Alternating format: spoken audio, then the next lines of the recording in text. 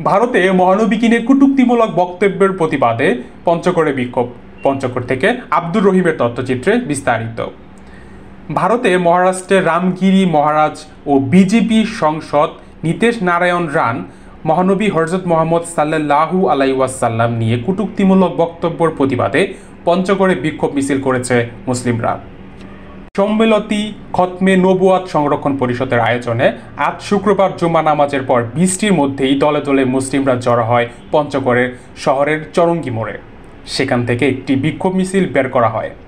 মিছিলটি শহরের বিভিন্ন সড়ক প্রদক্ষিণ করে একই জায়গায় এসে শেষ হয়। মিছিলের শেষে পথসভায় পঞ্চগড় সম্মিলতি খতমে নবুয়াত সংরক্ষণ পরিষদের সাধারণ সম্পাদক কারি মোহাম্মদ আবদুল্লাহ ও খেলাফত মজলিস পঞ্চগড়ের সভাপতি মীর মুর্শেদ তুহিন সহ ইসলামী সংগঠনের নেতারা বক্তব্য রাখেন। এ সময় তারা রাসূল সাল্লাল্লাহু আলাইহি ওয়াসাল্লাম নিয়ে কটূক্তি করায় তীব্র প্রতিবাদ জানিয়ে মহারাষ্ট্রের রামগিরি মহারাজ ও বিজেপি সাংসদ নীতেশ নারায়ণ রানের বিরুদ্ধে ব্যবস্থা নিতে ভারতের সরকারের দৃষ্টি আকর্ষণ করেন। ব্যবস্থা না নিলে কঠোর আন্দোলন গড়ে তোলার হুঁশিয়ারি দেন তারা।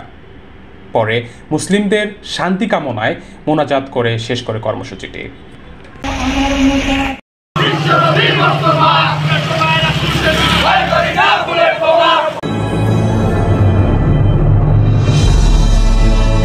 আপনারা দেখছেন অগ্রযাত্রা টেলিভিশন।